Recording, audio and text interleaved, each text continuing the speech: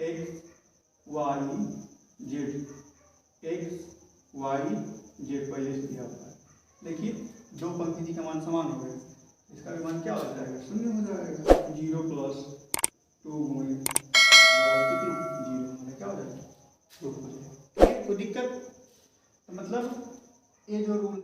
Hello student, उम्मीद करते हैं आप लोग अच्छे होंगे, स्वस्थ होंगे और अपनी पढ़ाई अच्छे ढंग से कर रहे होंगे। तो आज हम पढ़ाएंगे प्रश्नावली 4.2 का एग्जाम्पल। लेकिन एग्जाम्पल पढ़ाने से पहले हम बताएंगे सारणी के गुणधर्मों के बारे में। सारणी के कितने गुणधर्म होते हैं और कौन कब किसका कहाँ प्रयोग करेंगे, सबके बारे में जानेंगे। क्योंकि आगे जो प्रश्नावली आप पढ़ेंगे तो बिना इन गुणधर्मों के हम सवाल नहीं लगा पाएंगे। तो पहले इसको डिटेल में हम लोग समझेंगे, फिर इसके बाद जो भी आपके बुक के एग्जाम्पल दिए सबको हम पढ़ाएंगे। तो एक एक करके हम लोग पहले इसके बारे में समझ लेते हैं। चलिए स्टार्ट करते हैं, ध्यान से देखिएगा। पहला दिया गुणधर्म कर है किसी सारणी का मान इसकी पंक्तियों एवं स्तंभों को परस्पर परिवर्तित करने पर अपरिवर्तित रहता है। समझ में आया आपको? देखिए ध्यान से क्या कहना क्या है। पहले 2 पॉइंट आया है, पंक्ति आया है, एक स्तंभ आया है। पहले इसको समझ लेते हैं, फिर इसके बाद उसको समझेंगे। देखिए मान लेते हैं एक सारणी के है, इसका मान हम लेते हैं 3 4 2 6। पहले हम समझते हैं पंक्ति क्या होता है। पंक्ति समझिएगा। देखिए जैसे कापी है, कापी देखते हैं ऐसे लाइन खींचा रहता है ना ऐसे इससे, तो उसमें जिसमें हम लोग लिखते हैं उसको पंक्ति बोलते हैं। क्या बोलते हैं? पंक्ति बोलते हैं। ध्यान से समझिएगा, पंक्ति। और इसको इंग्लिश में रो बोलते हैं। क्या बोलते हैं? रो बोलते हैं। और इसको दिखाना होगा, पहली पंक्ति है तो R1, दूसरी पंक्ति है तो R2, तीसरी पंक्ति है तो R3। यहाँ तक कोई दिक्कत? अब देखिए यदि इसमें हम पंक्ति की बात करें तो 3 4 ये पहली पंक्ति में, इसको हम R1 से दर्शा सकते हैं, कोई दिक्कत? और 2 6 दूसरी पंक्ति में, इसको R2 से दर्शा सकते हैं। सही है ना? अब देखिए स्तंभ किसे कहते हैं? स्तंभ का मतलब देखिए जो खड़ा खड़ा दिया है, इसे खड़ा खड़ा दिया है, 3 और का दिया है 2, 4 और का दिया है 6, तो इसको स्तंभ बोलते हैं। अंग्रेजी में इसको कॉलम बोलते हैं। इसलिए इसको दर्शाना होगा तो C1 और इसको C2 से। कोई दिक्कत? देखिए 2 चीज यदि आपको याद करने में परेशान कर रही है तो 2 में से एक को याद कर लीजिए, दूसरा वाला याद रहेगा। बस समझ रहे हैं? जैसे पंक्ति स्तंभ में यदि आपको परेशानी है तो हम बता रहे पंक्ति किसे कहते हैं, जिसमें हम लोग कॉपी की लाइन में जो लिखते हैं पंक्ति होता है। यदि एक क्लियर तो दूसरा क्लियर हो जाएगा। सही है? चलिए आगे हम लोग समझते हैं। देखिए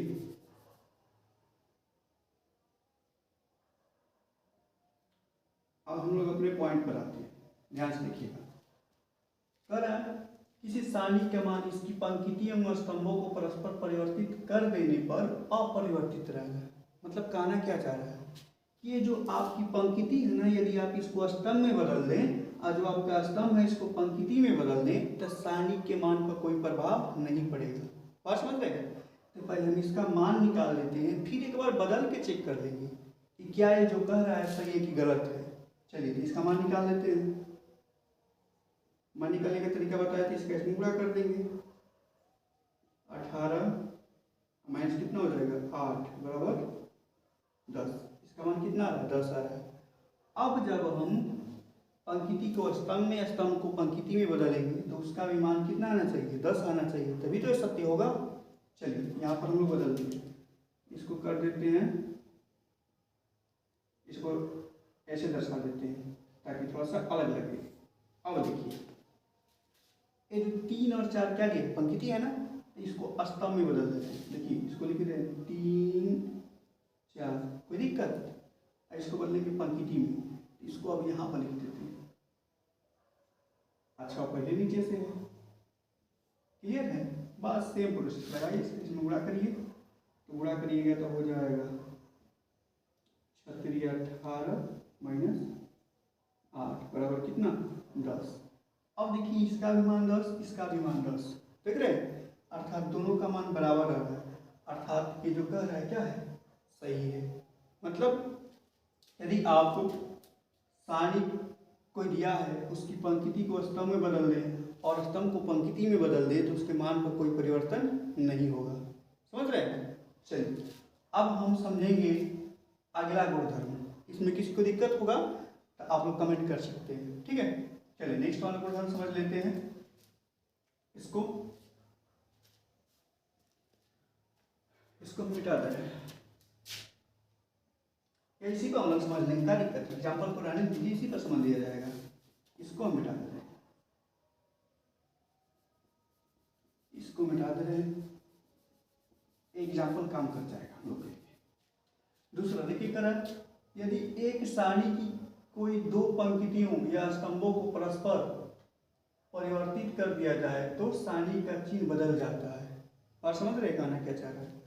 यदि ये वाला जो पंक्ति दिया है ना, इसको उठा के यहाँ पर लिख दीजिए और इसको उठा के यहाँ पर लिख दीजिए, या ये वाला जो स्तंभ दिया इसको उठा के यहाँ पर लिख दीजिए और इसको उठा के यहाँ पर लिख दीजिए, तब जो सारणी का मान होगा ना उसमें माइनस चिन्ह लग जाता है। मतलब चिन्ह क्या होता है, बदल जाता है। समझ रहे हैं? देखिए जैसे इसका मान निकाल लेते हैं हम लोग। चलिए इसका मान निकालते हैं तो कितना आएगा, मान निकालते हैं हम लोग। 36 18 माइनस 8 कितना आएगा 10।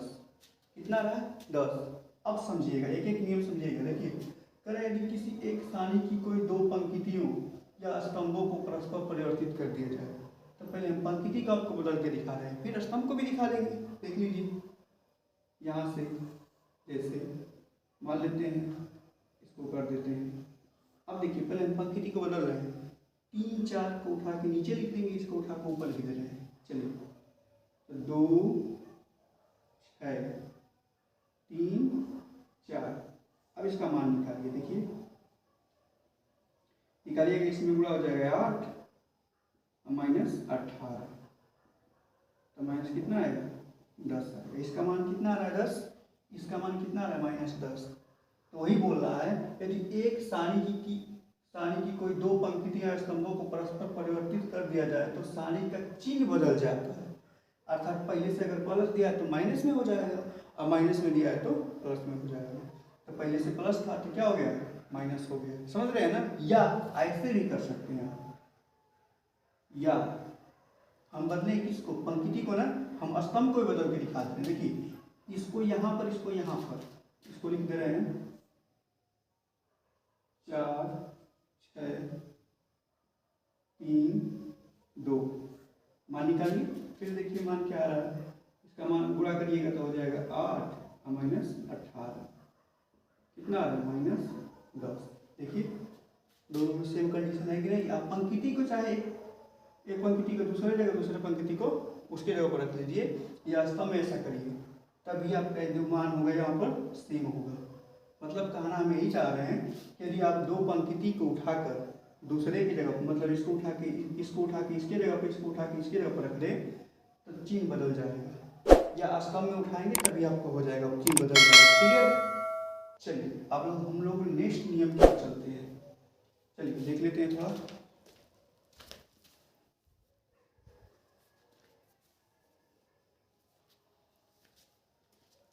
चलिए अगला नियम हम लोग देख लेते हैं।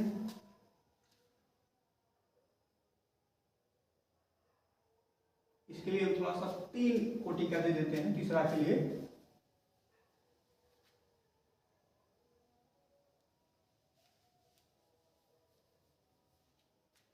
चेंज कर देते हैं। देखिए यहाँ पर चमक रहा होगा, यहाँ पर लिखा है, सिर्फ गुणधर्म लिखा है। तीसरा गुणधर्म क्या बोल रहे हैं, यदि एक सारणी की कोई दो पंक्ति या स्तंभ समान हो तो सारणी का मान 0 होगा। अब समझिएगा, देखिए एक सारणी के है, चलिए 3 कोटि का लिख देते हैं। 3 3 3 3 3 3 1 5 4, या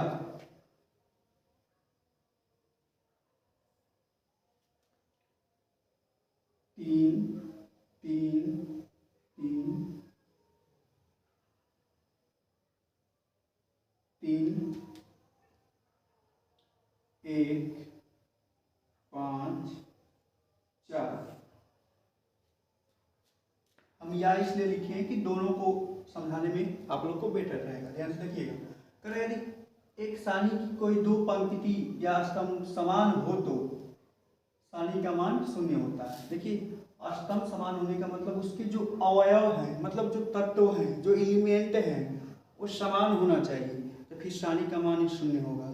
जैसे देखिए दो पंक्तियां हैं, 3 3 3 3 3 3, दो पंक्ति का मान क्या है, समान है, तो इस सारणी का टोटल मान क्या होगा, शून्य होगा। आपको निकालने की जरूरत नहीं है, लेकिन देखिए नीचे चूंकि सारणी की दो पंक्तियों का मान समान है, इसलिए सारणी का मान क्या होगा, शून्य होगा। इसमें देखिए दो स्तंभों का मान समान है, 3 3 3 3 3 3, इसका भी मान क्या होगा, शून्य होगा। हम निकाल के दिखा रहे हैं, लेकिन आपको बता रहे हैं कि जब ऐसा कंडीशन लागू हो जाए तो सारणी का मान क्या होता है, शून्य होता है। क्लियर। देखिए हम 3 3 लिखे हैं, तो जरूरी नहीं कि आप 3 3 लिखिए, आप कुछ भी लिख सकते हैं, कोई भी चीज, चार अक्षर कुछ भी लिख सकते हैं, सारणी का मान क्या होगा, शून्य होगा। हम निकाल के इसको दिखा दे रहे हैं सोल्व करके। देखिए अगर यहाँ पर दिखाई दे रहा हो तो इनको हम सोल्व कर देते हैं, दिखाई देना चाहिए, थोड़ा सा हम चेक कर लेते हैं दिखाई दे रहा है कि नहीं। दिखाई देगा। चलिए 3 को ढक लेते हैं, खत्म सब। इसका इसमें गुणा करिएगा, 4 3 12 माइनस 5 15। चलिए इधर ही चलते हैं, -3 हो जाएगा, इसको रखिएगा तो हो जाएगा 4 3 12 -3, सही है। चलिए +3, इसको ढक लीजिएगा, इसको ढकिएगा तो 5 3 15 -3, ठीक है। चलिए कॉन्ट्रोल लिख देते हैं हम लोग, 3 गुणे हाई घटेगा तो हो जाएगा -3, ठीक है। -3 पहले से दिया हुआ है,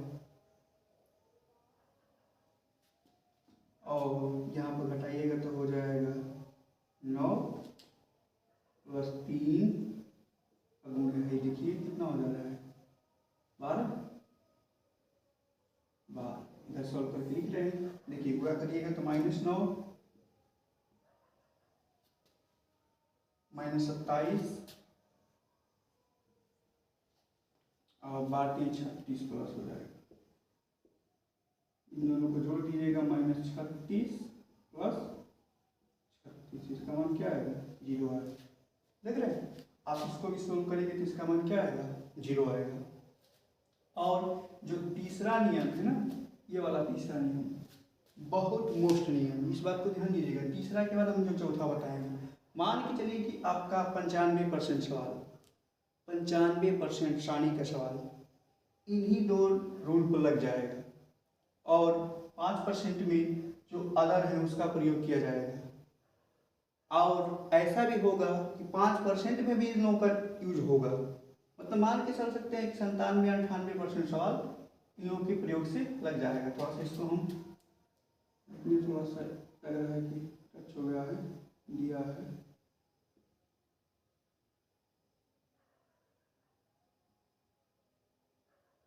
सही होगा। यहाँ पर सही, सारणी का मान कितना आ रहा है, 0 आ रहा है। तो आपको एक गुणधर्म पता होना चाहिए, याद होना चाहिए। अब इतना दे दिया, देख रहे हैं तो मान निकाल रहे हैं, तो फिर आप बेवकूफ़ी कर रहे हैं। आप लिख देंगे क्योंकि सारणी की दो पंक्तियों का मान समान है, सारणी के दो स्तंभों का मान समान है, इसलिए सारणी का मान क्या होगा, 0 होगा। क्लियर। चलिए अगले नियम को पढ़ते हैं हम लोग।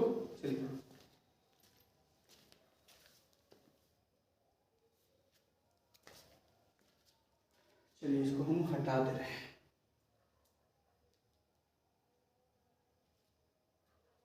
इसको हम मिटा दे रहे हैं।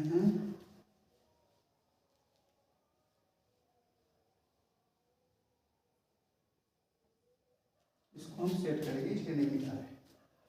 जो चौथा गुणधर्म है, देखिएगा, करेगा नहीं, एक सारणी के कोई एक पंक्ति या स्तंभ के सभी अवयव, मतलब तत्व, एलिमेंट इंग्लिश में बोलते हैं, 0 हो तो सारणी का मान 0 होगा। बात समझ रहे हैं। देखिए अब हम परिवर्तन कर रहे हैं, ये सारणी दिया है, मान लीजिए कोई एक पंक्ति 0 हो गई, ये भी क्या हो गया, 0 हो गया, ये भी क्या हो गया, 0 हो गया। यहाँ पर कुछ भी दिया हो, कुछ भी दिया, या ऐसे हो गया, ये भी 0 हो गया, ये भी शून्य हो गया, ये भी शून्य हो गया, कुछ भी दिया। चलिए, तो इस टोटल सारणी का मान क्या होगा? शून्य होगा। बस समझ रहे हैं? यदि कोई एक सारणी दिया है और उसकी एक पंक्ति के सभी अवयव तत्व शून्य है तो सारणी का मान शून्य होगा। या कोई एक सारणी दिया है, उसके किसी स्तंभ का मान शून्य है, सभी किसी स्तंभ के सभी तत्व क्या है? शून्य है, तो सारणी का मान क्या होगा? शून्य होगा। निकालना चाहते हैं तो निकाल कर दिखा दे रहे हैं। चलिए, इसी को निकाल के दिखा दे रहे हैं। चलिए, 0 पर ढकिएगा। चलिए, 0 पर ढकिएगा तो इसका इसमें गुणा हो जाएगा, 8 हो जाएगा, -15 हो जाएगा, -0। सही है। 0 पर ढकिएगा तो हो जाएगा 4 3 12 -3, 0 पर ढक लीजिएगा तो हो जाएगा 5 3 15 -2। सही है। अब देखिए, दिखाई दे रहा है कोष्टक के बाहर 0, कोष्टक के बाहर 0, कोष्टक के बाहर 0, अंदर कुछ भी आएगा यानी गुणा करेंगे तो उसका मान क्या आएगा? 0 आएगा। क्या जरूरत तुमको निकालने की? कितना आएगा? 0 आएगा। क्लियर है? इसका भी मान निकालेंगे तो क्या आएगा? 0 आएगा। सही है ना? देखिए, चौथा और तीसरा, ये very very most important rule, समझ रहे हैं ना? मान के चलिए कि 97 98% 99% भी कर सकते हैं। इन दोनों से सवाल आपका सारणी का लग जाए, और बाकी तो सिर्फ वैसे वैसे दिया है कभी कभी परिवर्तन करने के लिए। ठीक है। चलिए, तो हम लोग अगले नियम की ओर चलते हैं, इसको भी देख लेते हैं। एक गुणा है, चलिए दिखाई दे रहा है ना, चेक कर लीजिए।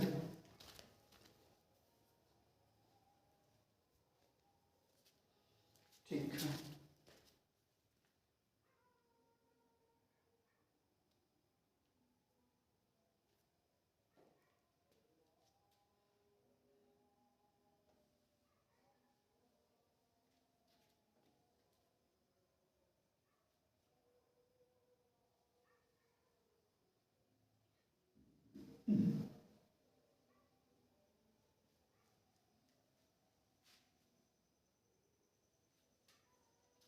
थोड़ा सा स्याही कम भर देते हैं, अच्छा नहीं चल रहा।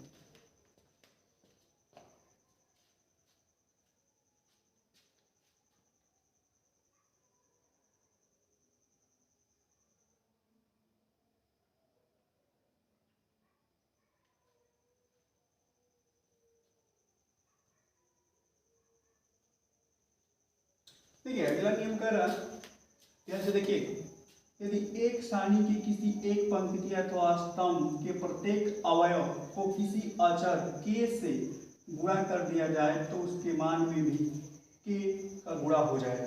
बात समझ रहे हैं? k की जगह पर आप कुछ किसी भी चीज का गुणा कर सकते हैं, जरूर नहीं कि k हो। 1 2 3 4 5 जैसे हम दिखा रहे, देखिए ठीक है,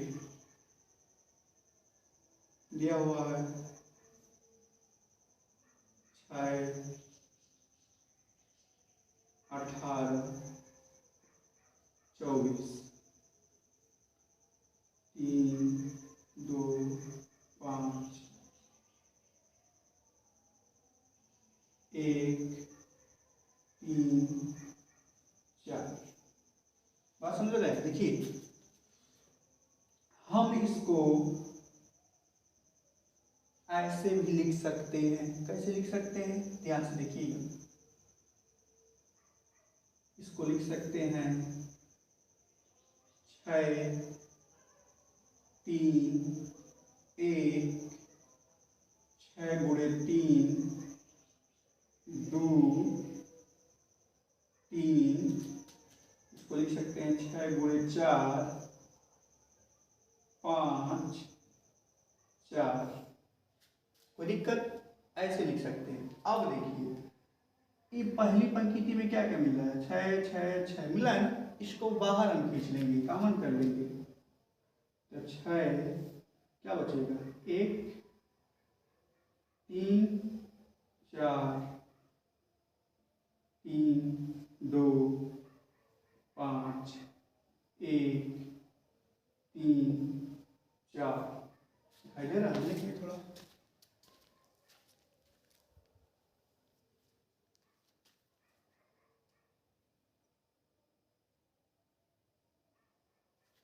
चलिए देखिए वही चीज कह रहा है, यदि किसी एक सारणी की किसी पंक्ति अथवा स्तंभ के प्रत्येक अवयव को किसी अचर से गुणा कर दिया जाए, मान लीजिए किससे गुणा किया गया था, 6 से गुणा किया गया था, गुणा कर दिया जाए तो उसके मान में भी k का गुणा हो जाता है।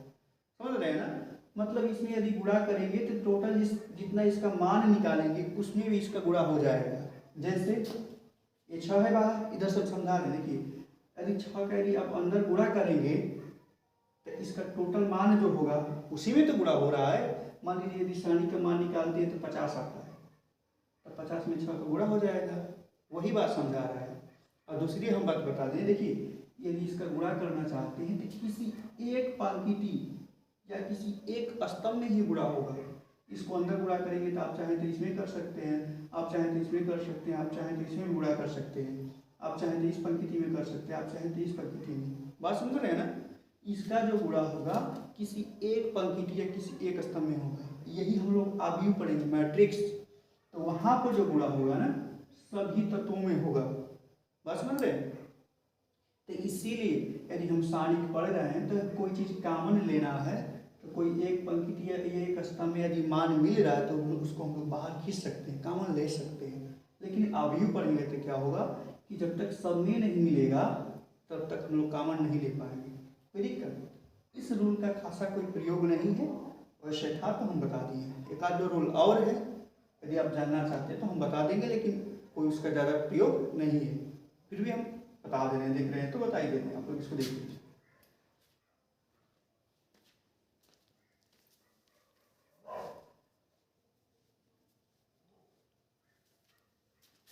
देखिए एक रूल और दिया हुआ है,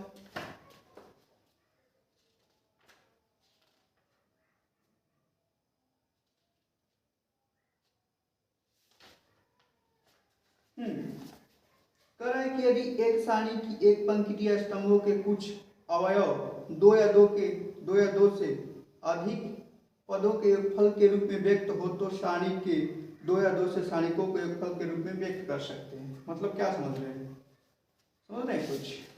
इसका एग्जाम्पल हम बता दे रहे हैं, थोड़ा सा बेटर आपको फील करेंगे। एग्जाम्पल है, इसको एग्जाम्पल नंबर 10 दे रखा है, इसी को बता दें।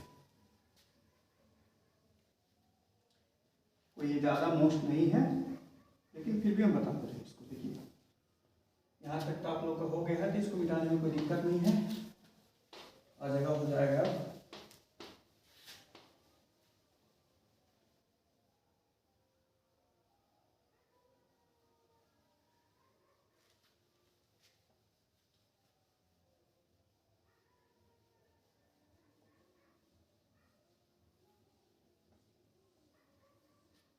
चलिए अगला जो रूल दिया है, कह रहा है यदि एक सारणी के किसी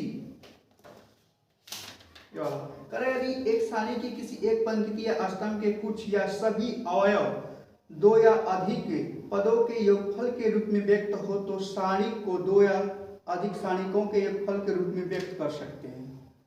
समझ रहे हैं मतलब क्या? अब एग्जाम्पल लिखते हैं, एग्जाम्पल नंबर ये 10वां दे रखा है, इसको हम लिख के आप लोग को समझा दे रहे हैं कहना क्या चाह रहा है। उदाहरण 10वां दे रखा है,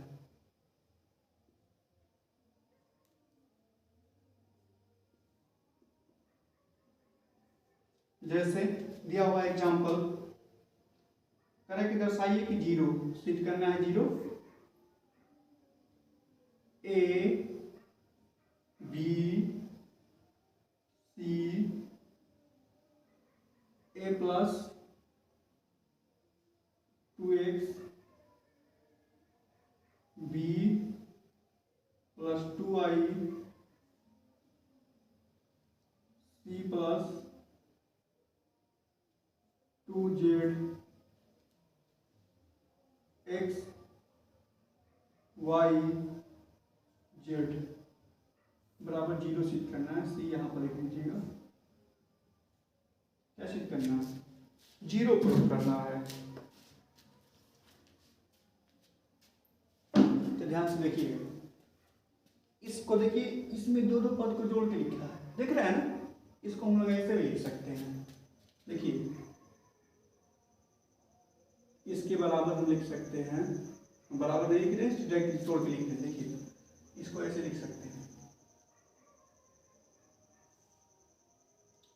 ए लिख दीजिएगा, फिर ए लिखिएगा, फिर एक्स लिखिएगा, फिर नेक्स्ट पार्ट लिखिएगा, तो लिखिएगा यहाँ से हो जाएगा बी लिखिएगा, बी लिखिएगा, वाई लिखिएगा, सी लिख दीजिएगा, सी और जेड, फिर प्लस का चिन्ह। अब ध्यान से देखिएगा, ऊपर ए है तो ए लिखिए, यहाँ पर हमने छोड़ा हुआ है 2x लिखिए, और यहाँ पर x, और b लिखिए, यहाँ पर 2y छोड़ा हुआ है 2y लिखिए, और यहाँ पर y, यहाँ पर c लिखिए, यहाँ पर 2z, और यहाँ पर z। मतलब कि आप इतने को ऐसे लिख सकते हैं, समझ रहे हैं। बस इसका मान 0 सिद्ध करना है। अभी हमको सिद्ध करने के लिए बोल रहे थे, पहला कंडीशन हमारा लागू हो रहा है। देखिए तीसरा रूल, यदि किसी सारणी की दो पंक्ति या स्तंभ का मान समान है तो इसका मान क्या होगा, ए बी सी, इसका मान 0, इसका मान क्या हो जाएगा, 0 हो जाएगा। लिख देंगे हम, थोड़ा नीचे लिख के आप दिखा देंगे, और समझ रहे हैं। अब देखिए प्लस, यहाँ पर भी देखेंगे तो कुछ कमाल हो सकता है। कमाल क्या हो सकता है, इसमें से 2 कॉमन हो जाए। जैसे ही 2 कॉमन होगा ना, तो देखिए क्या हो जाएगा, A B C X Y Z, X Y Z पहले से दिया हुआ है। देखिए 2 पंक्ति का मान समान हो गए, इसका भी मान क्या हो जाएगा, 0 हो जाएगा। 0 + 2 बराबर कितना, 0, हमारा क्या हो जाएगा, 2 हो जाएगा। ठीक है, कोई दिक्कत, तो मतलब ये जो रूल है आप इसका ऐसे प्रयोग कर सकते हैं। सवाल को थोड़ा सा आसान बनाने के लिए आप इस नियम का नहीं भी प्रयोग करते ना, तब भी आप सवाल लगा सकते थे। बहुत नियम है, बहुत सिस्टम है, वैसे भी आप सवाल लगा सकते थे, घटा के भी लगा सकते थे, लेकिन इसको थोड़ा सा जानेंगे तो थोड़ा सा आपको प्लस पॉइंट हो जाएगा। क्लियर है। तो अब देखिए, ये हम जितने भी मोस्ट रूल थे सबको बता दिए। अब जब अगली वीडियो हम बनाएंगे तो उसमें जितने भी इसके एग्जाम्पल हैं, जितने भी एग्जाम्पल दिए हैं सबको बताएंगे, और जैसे एग्जाम्पल खत्म होगा हम लोग प्रश्नावली की ओर बढ़ेंगे। तो इससे पहले हम 2 वीडियो बना चुके हैं, उसको आप नहीं देखे होंगे तो जाइएगा डिस्क्रिप्शन में, वहाँ पर मिल जाएगा, या प्ले लिस्ट चेक करिएगा, वहाँ पर मिल जाएगा। आप लोग वीडियो को यदि अच्छा लग रहा है तो शेयर करिए, और लाइक करिए, सब्सक्राइब करिए। Thank you.